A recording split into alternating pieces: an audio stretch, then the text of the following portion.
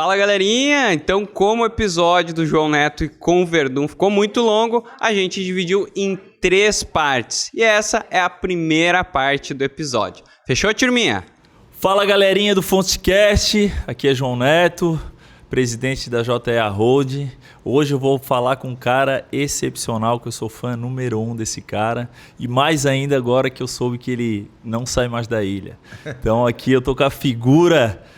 O iluminado, o cara que fez vitórias incríveis nas lutas como MMA, o vulgo Vai Cavalo, Fabrício Verdun. E aí, Verdun? Beleza, aí, João, irmão? Como é que tá? Tá Tranquilo? bem? Tudo tranquilo. Tu falou que é o fã número 1, mas eu acho que tu vai encontrar uma briga grande. Minha mãe que é a fã número 1, né? Ah, é? E vou arrumar com meus amigos também, ó. Cara de sapato, bochechinha, vou me amassar daqui a pouco. A minha mãe vai pelo bairro lá. Minha mãe mora na Espanha há muitos anos e todo mundo ali do bairro me conhece já porque ela sai falando para todo mundo, né? Pro cara do açougue, o cara do supermercado, o cara do café, todo mundo me conhece porque ela é a fã do mesmo, né? Mãe é mãe, né, cara? Mãe é mãe, pai é pai, família é família, né? Tem que ser... Pô, se a gente não tiver eles como fã número 1, né? Quem será, né? É verdade. Mas legal, cara. Felizão que tu tá aqui com a gente hoje, trocar um pouco de ideia, aprender, escutar tuas histórias, tua experiência. Tu que foi um cara vitorioso pra caramba na carreira como atleta e tô vendo agora também indo para um lado de empreendedorismo que eu quero que depois tu fale um pouquinho aí pra gente. Mas eu queria saber o começo de tudo, onde tudo começou. Como é que veio esse monstro aí, peso pesado do UFC, se transformou em um moleque lá do Rio Grande do Sul e virou esse cara que hoje todo mundo admira como atleta e agora já como empreendedor? João, essa historinha aí eu sempre falo que a minha mulher não gosta da história, né? Porque é uma historinha diferente de tudo que posso imaginar. Eu comecei através de eu tinha uma namorada na época, né? Eu comecei um pouco tarde, eu comecei do 19 para 20 anos. E todo mundo começa com 10, 8 anos, jiu-jitsu, eu comecei do 19 para 20. Então, antes disso, nem como contar um pouquinho de tudo, eu estava sempre na praça, né? Tinha uma praça lá que era o meu trabalho, era ficar na praça, jogar bola, estar com os amigos, de tudo, né? Tudo que posso imaginar tinha na praça. Coisa moleque, né? Coisa de moleque na praça. A gente, moleque com 30 anos na praça. E aí começou tudo através disso aí do jiu-jitsu, porque eu tinha namoradinha aquela, né? E aí quando viu, a gente estava na praia. Tu é de qual cidade lá? Eu sou de Porto Alegre. Porto Alegre. Tava em Capão. A gente estava em Capão na frente do prédio dela, mesmo direitinho na história assim, e tava eu, o irmão dela, os amigos, e o ex-namorado tava sempre junto, porque ela namorou com um cara durante 4 anos, então era amigo da família, amigo, e eu não gostava, né? Imagina tu tá com a tua namorada e tá o ex ali junto. Pô, não dá, né? Entendeu? Não dá, não combina, nada a ver, né? E aí ele já fazia jiu-jitsu, ele já conhecia o jiu-jitsu. Eu nem falo o nome, quando eu conto a história, eu não falo o nome dele para não dar moral, né? Então eu não dou moral para ele, não. Começou a fazer jiu-jitsu por causa do namorado olha só a historinha. O cara pegou e, claro, ele gostava dela. Eu não sei se ela gostava dele, né? Fiquei na dúvida até hoje. E aí quando viu, aconteceu, ele me convidava, vamos fazer um jiu-jitsu aqui, ô Fabrício. Daí eu falei, que jiu-jitsu? Eu nem sei o que é isso. Eu, malandro da praça, né, como eu te falei, né, na praça, eu falei, que jiu-jitsu? Rapaz, que é isso? Eu não gosto, não é jiu-jitsu, não. E aí quando viu, ele botou uma pilha, ela botou uma pilha, o irmão, todo mundo, vai que tu vai gostar. Eu falei, pô... Com 19 anos isso? Com 19 anos. Caraca, irmão. E eu não queria ir, né? Aí quando viu, ele me chamou no triângulo. Me deu um triângulo. Tu já viu? Eu faço jiu-jitsu também? Claro, sou azulzinha. Ah, é? Azulzinha, azul quase branca, voltando pra branca. Azul foi uma das melhores épocas da minha carreira de jiu-jitsu, né? Eu fui campeão mundial na categoria no absoluto. 8 lutas eu fiz. E aí ele pegou e me deu um triângulo. Pum, e eu peguei, não sabia nem bater, não sabia nada. Nunca tinha visto jiu-jitsu. E aí eu levantei esse meio, ele até hoje, quando ele fala alguma coisa, assim, dá uma entrevista, alguma coisa... Tu fala com ele até hoje? Não, eu não falo com ele, nunca mais falei com ele, nunca mais vi ele, na real, né? E ele fala que me apagou, mas não teve que apagou, ele já inventou, né? Já aumentou. Já aumentou um pouquinho, né? E aí, quando viu, ele pegou, eu fiquei aquela situação meio estranha, assim, sabe? Era um domingo, e na segunda-feira eu fui visitar uma academia de jiu-jitsu porque ela botou uma pilha, a Luciana, falou assim, vai visitar, tu vai gostar? Eu falei, não quero, daí eu fui. Aí fui na Winner Bering do Márcio Corleta, um campeão mundial também. Aí cheguei lá, me apresentei todo envergonhado, aquela coisa, né, antes do jiu-jitsu, o cara é meio envergonhado, assim, meio chegar na academia, onde todo mundo de kimono. Todo mundo já se conhece, é uma família ali, irmandade, assim, já chega, chegou mais um, e aí? Aí ele pegou... Grandão. Não era magrinho, sempre fui magrinho, magro, né, magro, assim, alto, mas sempre magro. E eu não tô dizendo que eu tô magro agora, mas... E aí ele pegou e falou, bota um kimono, eu vou te emprestar um kimono. Porque ele era grande também, me emprestou um kimono, comecei a fazer, nunca mais consegui parar de fazer jiu-jitsu. Eu treinava, João, das 10h30 ao meio-dia, das 4h30 às 6, das 6 às 7h30 e das 7h30 às 9 da noite, todos os dias. Eu imagino, para te começar aos 19 anos e ser campeão do UFC, campeão da MMA, campeão mundial de não sei quais faixas foi, mas acredito que deve ter sido em todas. Porra, é difícil, né? Porque normalmente os moleques começam com 10 anos, né?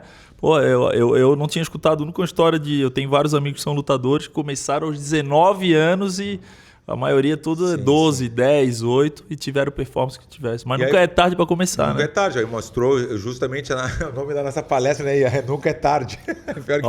E falar em palestra, quem tinha dia 8 e 9 de setembro em São Paulo com Sig Summit... Fabrício Verdun na área, hein, galera? Vou chamar na palestra. Eu não gosto de falar muito, né? E aí foi praticamente isso aí. Comecei a fazer jiu-jitsu e passou um ano. Aí peguei a faixa um ano, deu um ano e pouco depois peguei a faixa azul e fui lutar o Mundial. Lutei o Mundial, como eu te comentei, em categoria absoluta, né? 8 lutas, finalizei 7 e uma por pontos. Então eu estava muito bem, estava no caminho certo. Aí começou a passar as faixas, né? Sempre no pódio. E aí eu queria sempre alguma coisa a mais, né? Eu quero fazer um grappling. Eu olhava a DCC, lembra da DCC, né? Que é o grappling lá, do Sheik, né? O Abu Dhabi, né? A DCC é a organização maior que tem no mundo de grappling. Que é o grappling, para as pessoas que não sabem, é o sem kimono. E naquela época tu nem estava pensando em lutar MMA ainda? Eu olhava porque muito... nessa época já estava rolando os primeiros UFC, né? Não, Família era Grace. O Pride, mas na época era o Pride, porque eu me lembro disso. Porque o Vanderlei e o Minotauro sempre representavam muito bem o Brasil. O Vanderlei, aquela agressividade Marcos dele, Ruas, não é dessa época? Ruas também. E daí o Minotauro apanhava muito, era do jiu-jitsu, apanhava e ganhava no final. Então, pô, que legal, me espelhava muito no Minotauro. E no Vanderlei, a agressividade do Vanderlei, né? O Vanderlei antes de parar, ele tava dando soco na parede ainda, né? O bicho chamou ele não parou ainda, né? Ele parou e não parou, né? Porque eu vi que ele parou, esses tempos eu vi que ele teve uma luta aí, não sei se foi uma luta... O Vanderlei é como se fosse meu irmão hoje, imagina, eu sempre me admirei muito nele. Eu admiro ele muito também, o cara é muito aguerrido, né? Ele é outro nível, assim, sabe? De amizade, de tudo, não tem noção. Eu ligo pra ele, se eu ligar pra ele agora... Vem correndo pra cá. Ele vem, ele tá lá em Curitiba. Ele tá em Curitiba? Ele tá em Curitiba, é. Morou muito tempo nos Estados Unidos também. E aí foi isso, foi indo, né? Daí quando viu o grappling, consegui ganhar 2 vezes o Campeonato Mundial de Jiu-Jitsu, 2 vezes o Campeonato de Grappling também, eu fui campeão mundial 2 vezes. Porque, pro UFC ajuda muito, né, cara? Pro MMA, Jiu-Jitsu e Grappling, dá uma base gigantesca, né? Esse currículo também de poder ter a oportunidade de lutar no UFC ou no Pride, aonde for, tu tem que ter uma bagagem boa, né? Porque tu chega com um preço diferente, já chega bem no negócio, entendeu?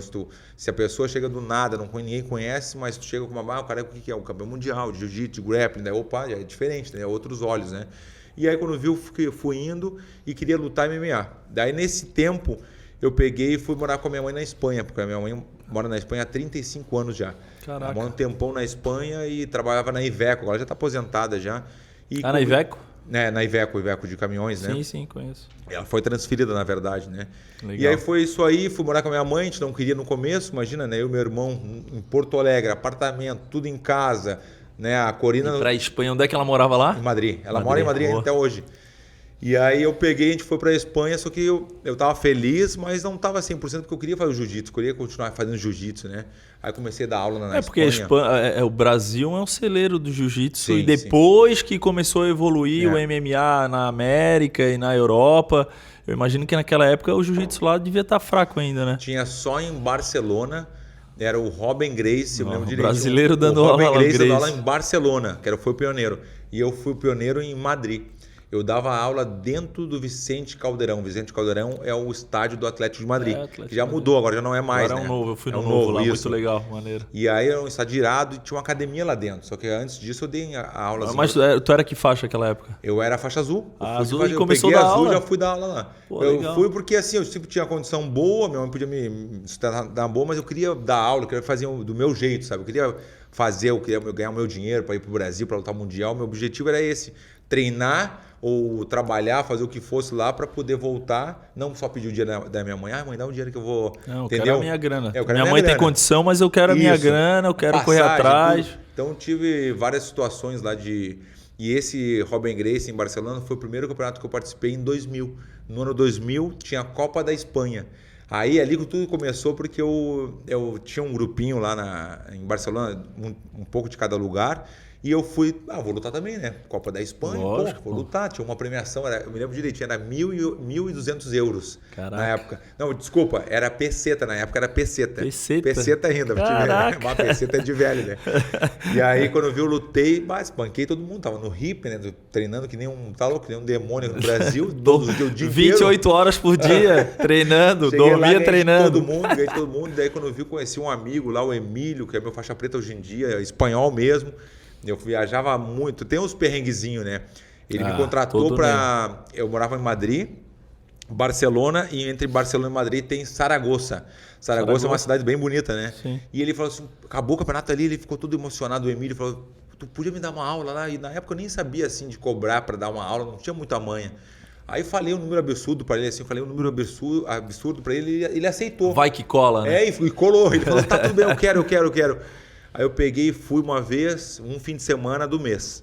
Daí ele falou assim, todos os fins de semana, um fim de semana do mês eu quero que tu me dê aula aqui. Eu falei, fechou todas. Eu ia de ônibus, 4 horas e meia de ônibus. Perrenguezinho, né? Ia, dava aula pra ele. Eu chegava na rodoviária... Início de tudo é sempre assim, né, velho? Não tem vida fácil, né? Quem quer chegar no topo. Eu chegava em Saragoça, descia da rodoviária, a academia era do lado, na rua do lado. E eu descia, dava pra ele, almoçava, às vezes eu dormia lá também, dava aula no outro dia. E ele pegou, vamos fazer assim, 2 fins de semana por mês. Eu vou, opa, Emílio, vamos fazer então. Foi para 2, já aumentou. Foi para 2. Eu, que bom, então tá tudo certo.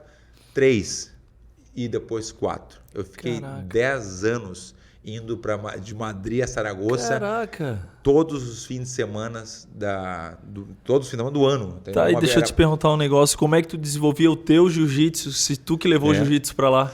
Que é isso que era complicado. Então, naquela época não tinha muita internet, não tinha muita... Não tinha. Pode ver, era peseta, né?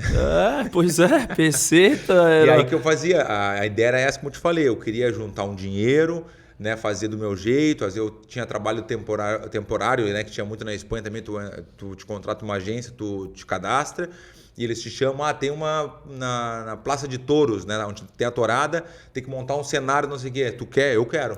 Entendeu? Tinha um negócio de obra lá para não sei o que, varrer a obra. Eu queria juntar meu dinheirinho. Sou pau para toda obra. Mas era só para vir pro Brasil, porque eu queria vir um mês antes pro Brasil para lutar o Mundial. Esse era o meu objetivo.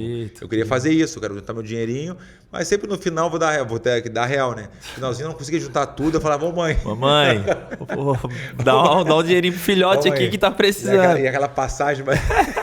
Mas, pelo menos, né, se dedicou. Tem a maioria, na tua situação, nem ia se dedicar a querer trabalhar na obra e fazer aula, não sei o que, ia só pedir pra mãe, né? Aí teve essas coisinhas como todo pra Desculpa, ela fazia o que lá na empresa? Como eu te falei, da empresa... Mas o que era a função dela? Ela era que cobrava outras empresas. A parte de cobrança. De cobrança, ela ficava na cobrança. Ela coordenava ali, cobrava outras empresas. Legal. Essa era a função dela. E aí teve essas coisas, assim, começou isso aí, mas eu cheguei a um ponto que eu tinha que voltar para o Brasil, né, para poder fazer alguma coisa. Aí eu voltei para o Brasil, daí conheci minha esposa, a Karine. Entendi. Aí conheci, daí tive 2 filhas com ela, que estão aqui comigo, daí começou a carreira no UFC. Não, desculpa, eu fui... eu estava na Espanha. Isso aí com quantos anos? Isso eu já estava... Daí tu vai me quebrar, daí tu quer falar de... Mas mais ou menos. Eu 25? Não, 25? Não, é por aí, assim, uns 24 anos. E tu tava de azul ainda quando tu voltou? Não. Eu ia e voltava muito, mas no momento que eu decidi em voltar, eu tava de faixa marrom e tava quase pegando a preta. Que daí o que aconteceu antes de voltar pro Brasil, que eu lutei o ADCC em 2003, né, o Campeonato Mundial. Em 2003 eu não fui campeão, mas eu fiquei em 2º e 3º. Porque aconteceu uma situação muito diferente de tudo. Eu estava nos Estados Unidos lutando Pan-Americano de Jiu-Jitsu e conheci o Mark Kerr. O Mark Kerr precisava de alguém para treinar para fazer a super luta aqui no Brasil contra o Arona, em 2003. O Arona também era brabo, né? E o Mark Kerr precisava de alguém, só que não tinha ninguém. E eu estava treinando na academia do Marcos Vinícius, que é a Beverly Hills Jiu-Jitsu, nos Estados Unidos, e era meu amigo, né? Eu estava dormindo na academia, para te ter uma noção. Estava dormindo na academia dele. Caraca. Dormindo na academia. E aí o Marquer chegou, não tem para eu treinar, não sei o que. Dele, o Verdun tá aí, mas ele tá indo para Espanha. Tá indo embora. Não, deixa ele, manda ele ficar aí umas 2 semanas me ajudar, eu pago ele direitinho. Eu falei, opa, Fiquei com o cara. Então, no final das contas, eu treinei ele durante 2 semanas. Ele estava muito... Sabe o que é o Marquer, né? O Marquer é um antigão, forte demais, assim, um cara que fez o maior sucesso no MMA. E aí eu peguei, bem famoso nas antigas, assim, sabe? E aí o Marquer... Ele é americano? Americano. E o Marquer pegou e me levou pro Brasil, me trouxe pro Brasil, né? E eu peguei, estava em São Paulo, pô, eu tô em casa, né? Brasil, aquela coisa. E recém tinha sido E eu não estava no campeonato ADCC, eu não ia lutar. Eu só fui acompanhar como técnico do Marquer para lutar contra o Arona. E eu pensei, pô, a torcida vai ficar contra mim, né? Eu sou brasileiro, o cara americano, o Arona brasileiro. Aí tem um e tu conflito. Tinha amizade com o Arona? Não, normal assim, de aí como é que tá, mas não tem uma amizade muito próxima, não. E aí quando viu, cheguei no Brasil, tava aquela função de hotel, todo mundo no mesmo hotel. E aí chegou a revista que eu fiquei acho que em 2º e 3º no Pan-Americano. E já estava de preto, agora me lembrei. É que tem que começar a lembrar por causa das porradas, né, João? Porradinha. Muita pancada na cabeça. Muita pancada e muita história, então o cara confunde. Aí já estava de preta, me lembrei, foi o primeiro campeonato de preta no Pan-Americano, 2º e 3º. Saiu a revistinha, a Tatame, a Grace Magazine, que é famosa, né? Um pedacinho, João, um negocinho de nada, assim, um risquinho. Só assim. Tava lá, mas tava ali. lá. Foi o suficiente. Registrado. Foi o suficiente eu chegar no lobby do hotel, olhar o pessoal da organização do ADCC. Eu não estava no campeonato, nem pensava. Cheguei na roda, os caras tendo uma reunião entre eles. E eu peguei, puta, é agora. E peguei a revistinha na mão e fui. Pum, opa, tudo bom? Eu me lembro direitinho, o Left, né? Era brasileiro. Ô, Left, negócio seguinte, acabei de voltar dos Estados Unidos, eu acabei de lutar o Pan-Americano, pô, gostaria muito de lutar o ADCC também, não sei o que. Ele, pô, velho, não tem como estar completo, tá? Tu não viu? Não tem vaga pra ti, não tem como, tá todo mundo selecionado antes, tem uma seletiva, tem todo um processo, não é? Deu, tá, então tá, deixa a revista com ele. Não, mas fica com a revista aí. Falei, então, obrigado, Verdun. Valeu, um abraço. No outro dia, isso era na sexta. No sábado, no sábado começava a competição. Sábado e domingo a competição. E aí... Tô no café da manhã assim e o Tatá, que é um lutador também, de jiu-jitsu, falou, Verdun, e aí, vai lutar que horas? Eu não vou lutar, tô aqui só acompanhar o Marquer. Não, Verdun, tá tua lista, teu nome tá na lista, eu tenho certeza. Não, tu tá louco, Tatá, não tem como, tá louco? Deixa eu ver que ontem o cara falou que eu não ia lutar, pô, não tinha vaga. Vai lá no 3º andar, tu vai ver que o teu nome tá lá. Eu falei, não tem como. Daí fui, não tem como tava lá. Quando eu cheguei, Verdun, vem, assina aqui pra assinar. E vai lá pro estádio, porque era umas 9 horas, ele vai lá pra arena lá que já vai começar a tua primeira luta. Eu juro pra vocês. Foi correndo pegar o tatame no hotel? Fui pegar meu calção, botei o calçãozinho e pum. Bora. Assim, de um dia pro outro. Caraca. Entrei pela janela, né? O famoso pela janela. Mas era sem tatame? Mas o que era sem kimono. O ADCC é sem kimono. Ah, tá. É sem kimono, é o grappling, né? Campeonato Mundial de Grappling. E aí eu entrei pela janela, completamente pela janela. E a primeira luta do evento foi a minha, contra o Kosaka, um japonês, muito conhecido também na época. O Kosaka era a primeira luta e eu já comecei a lutar, a primeira luta do evento. Eu falei, pô, que loucura, foi tudo muito rápido. Mas foi aquela minha atitude de chegar e falar com os caras. Tava pronta na hora certa, pronto. Não sei se tu... Deus é complicado, energia, tudo tem a ver, porque campeonato lotado. Me falta um lutador. Por que tinha que ser da peso lá pesado? Pronto e pronto. Peso pesado. Recente tinha lutado Pan-Americano. É estrela, né? É o que eu falo, assim, além de ser bom, a gente tem que ter estrela e às vezes a sorte também está do nosso lado, né? E tem que estar sempre agradecendo a Deus, né? É verdade. Imagina, faltou um lutador só em todo o campeonato. E foi do peso pesado. O Rico Rodrigues, que era o cara que eu entrei no lugar dele. Cara. E o cara faltou. Não, e outra, e tu tá pronto pra poder lutar, né? Prontinho, tá louco. Recente tinha lutado Pan-Americano. Só tira o kimono e vai, vambora. Né? Aí também não tive uma performance muito boa, foi muito boa, porque eu fiquei em segundo na categoria, segundo na categoria e terceiro no absoluto. Então tem uma premiação muito boa, que eu ganhei $10 mil na época. Caraca. $10 mil, tá louco, saí rindo, que nem saí ganhar feliz. $50 mil hoje. É, isso aí. E saí bem, mas não só isso, mas o mundo inteiro estava vendo, né? Que daí eu vou chegar agora onde eu queria, né? Que eu dei toda a volta. Mulher. Não, tem que buscar as gurias depois. E aí, para te ver a oportunidade, né? Chegou esse momento ali, agora até me esqueci o que eu estava falando, viu? Tava falando do que ficasse em segundo, de terceiro, fosse super bem, ganhasse $10 mil. Foi essa situação. E aí foi a oportunidade que eu encontrei que o mundo inteiro estava assistindo. Eu voltei para a Espanha. E quando viu, tive uma chamada do Kenny Mai. Kenny Mai é um japonês, um manager japonês, e me convidou para participar do Pride, para ajudar o Mirko Crocop. Conhece o Mirko Crocop? Claro, pô, esse é pra monstro. ajudar o Mirko, toda essa função. E eu fui e foi acontecendo as coisas, né? Foi acontecendo tudo através... Ficou quantos anos lá no Pride? No Pride eu fiquei 2 anos e pouquinho, 2 anos e pouco. Eu lutei 7 vezes no Pride. E depois já foi de... Minotauro. Tu lutou contra o Minotauro. Eu lutei com o meu ídolo. Só que na época, eu me lembro direitinho, não é desculpa, tá? Eu perdi pra ele. Com o Minotauro não? Não, Minotauro não, é Minotauro. Porque o Minotauro é peso pesado e o Minotauro é peso... médio. Médio, né? Até 93 quilos. Não, mas o Minotauro... Desculpa, é meio pesado, né? Meio pesado. Mas o Minotauro não chegou a lutar de pesado também, não? Acho que não. Não. Só o Minotauro. E eu lutei com o meu ídolo. Tu imagina lutar no Pride, Japão. Fui pro Japão, acho que 12 vezes eu fui pro Japão. Eu lutei 7. E o Japão é um negócio assim, um respeito que o japonês tem por ti, é assim, tu não acredita, assim, é outro nível, assim, sabe, de respeito. Foi muito legal, realmente. Cara, eu tenho uma curiosidade. Por que o Pride, um evento que era um gigantesco, um monstro, todo mundo era o maior, simplesmente desapareceu? Desapareceu porque o UFC comprou. A UFC comprou. O UFC começou a crescer e o Pride sempre esteve acima do UFC. E aconteceu disso, né, de ele pegar, opa, não, peraí, vamos fazer assim, ó. Querem vender? Os caras, não, o japonês não, a gente não quer vender. Até o Shogun me falou que o Sasaki Bara... Porque o japonês ele é muito bairrista, né? Isso que me surpreende como é que os caras venderam o evento para os americanos, né? Outro dia eu fiz um churrasco papo furado com o Shogun e o Shogun me falou, Verdun, o Sasaki Bara, que era o presidente do Pride, falou que nunca venderia o UFC. E para te ver como são as coisas, o cara vendeu.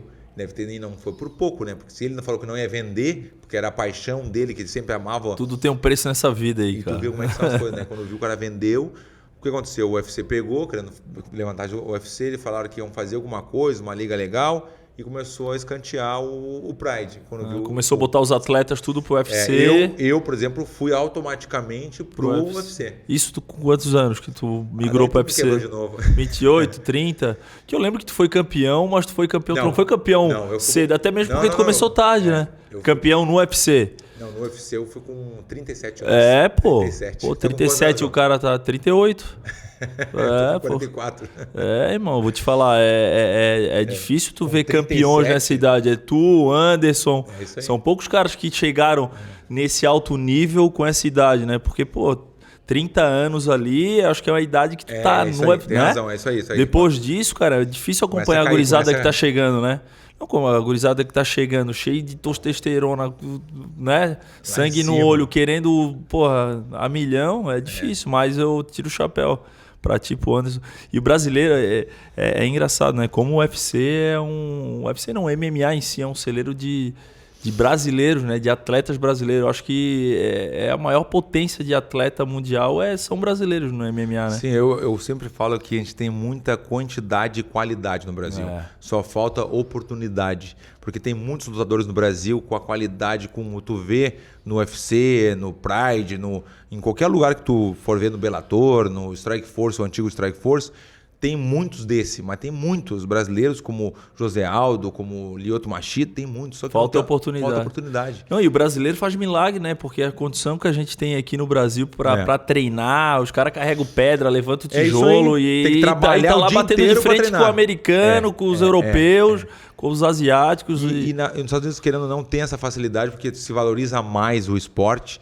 Então, tu tem patrocínio, tu vai só treinar. Local bom para treinar, lugar bom pra treinar. Professor bom, mudou bastante, mestre. João, mudou bastante. O Brasil também tem muito espaço, tem muitos lugares também, mudou muito hoje em dia, mas igual continua muita diferença. Por exemplo, que eu te falei, consegue um patrocínio bom, o cara te banca tudo para ti. Não, tu vai só treinar. Com a cabeça tranquila para poder treinar. No Brasil tu trabalha o dia inteiro para treinar de noite, ou ao contrário, treina de manhã para trabalhar de tarde, entendeu? Eu percebo, né, que o brasileiro, o atleta ficou bom, uma grande parte vai para América, mora lá, treina lá, né? Eu fiz isso, né?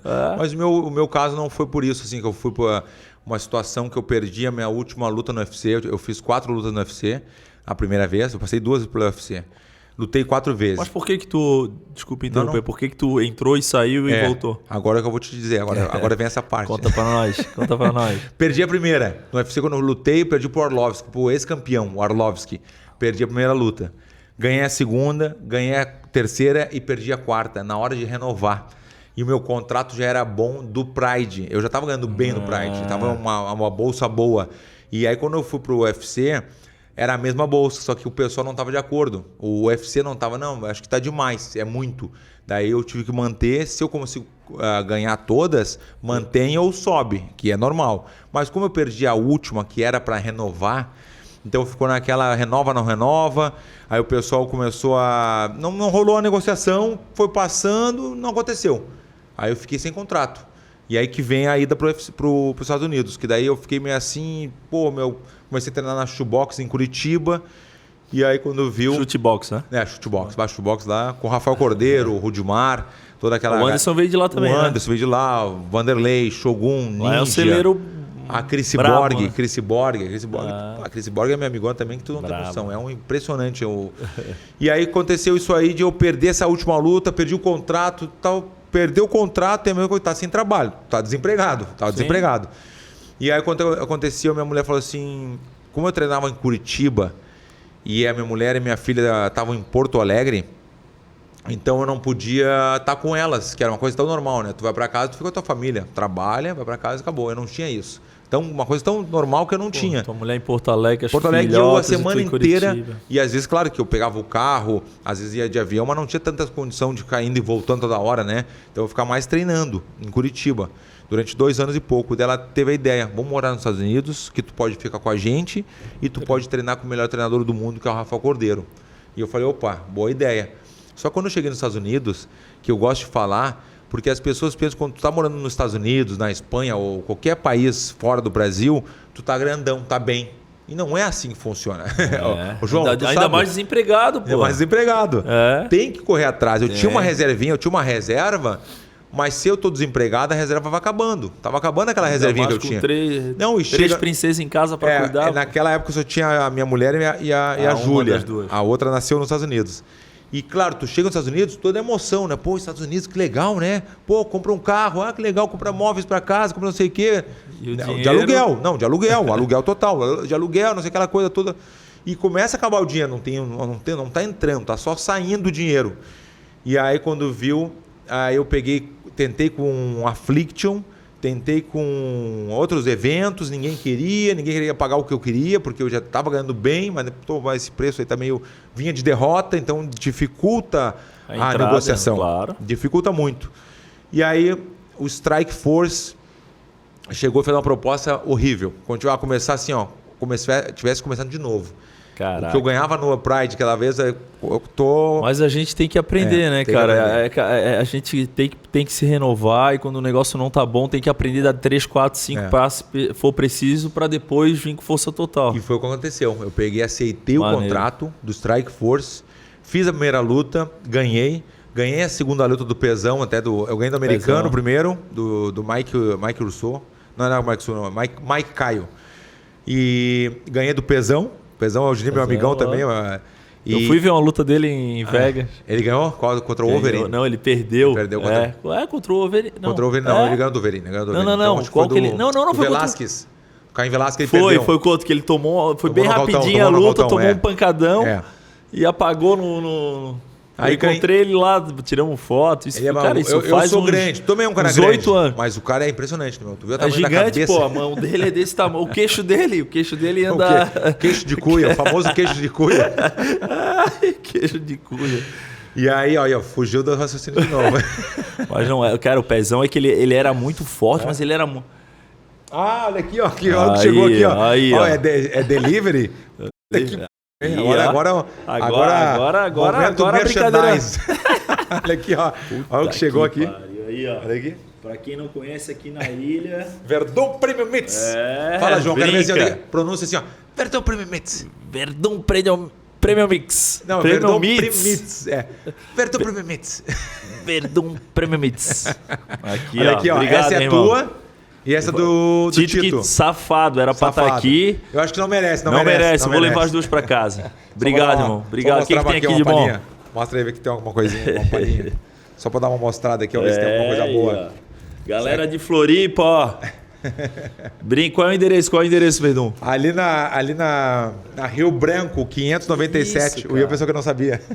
Que isso aí, A ó. gente tem até o nosso... Churrasco pra uma semana eu tenho agora. Até o nosso sal, olha, esse é um entrecô. Entrecô é O esse. negócio é fino mesmo, hein? Esse aí é do uruguaio. Uruguai? Uruguaio. Cara, Eu sei só pela cara, a cor da carne, eu já vejo já. brinca aqui, ó, com esse... O que é isso aqui? Aí, esse é uma costela. Ah, costelão. Olha aqui, tem o nosso salzinho também, o salzinho personalizado, Verdun Premites, entendeu? Coisa linda aí, Depois galera. a gente vai falar sobre isso também, né? Falar Depois nós vamos do... falar, mas tá aqui, ó. Aqui do lado, ó. Aqui do lado da empresa, só aí. Olha aqui. Não tem desculpa. Bife de vazio, essa aqui é a melhor parte do vazio. Eu gosto. Deus do livre, hein?